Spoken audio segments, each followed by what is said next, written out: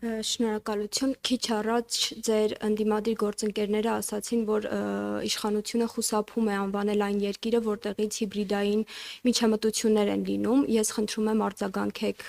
այս հայտարարությանը։ Նախ մեր ընդդիմադիրներին հորդորում եմ հասկանալ ինչ է հիբրիդային հարձակումը, հետո պնդումներ անել հիբրիդային հարձակումների հետ կապված, որովհետև մշտապես կեղծ լուր քաղաքական ընդդիմախոսների կողմից ինչ որ կեղծ պնդումները նրանք հիբրիդային հարձակումներ են որակում, այնինչ հիբրիդային հարձակումը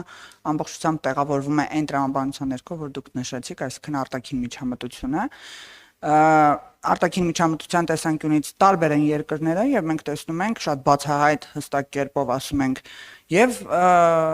ռուսական եւ թուրքական եւ ադրբեջանական տարբեր մամուլներում մենք տեսնում ենք եթե կոնկրետ հիբրիդային հարձակումները fake news-ի մասովի նկատի ունեք, մենք տեսնում ենք հրապարակումներ, որոնց արձագանքում է վարչապետի մամուլի խոսնակը, երեկ էլ է տեղի ունեցել նման հարձակում, գիտեք, հրապարակումները տարբեր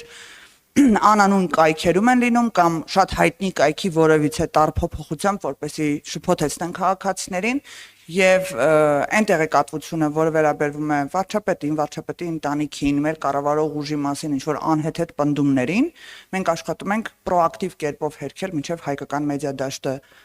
կլծվի դրանով եւ ես հորդորում եմ նաեւ լրատվականներին, որպեսզի հետևեն այն հերքումներին եւ շարունակեն տարածել այդ տեղեկատվությունը, որը արտաքին միջամտություն է մեր երկրի ներքին գործերին։ Շնորհակալություն։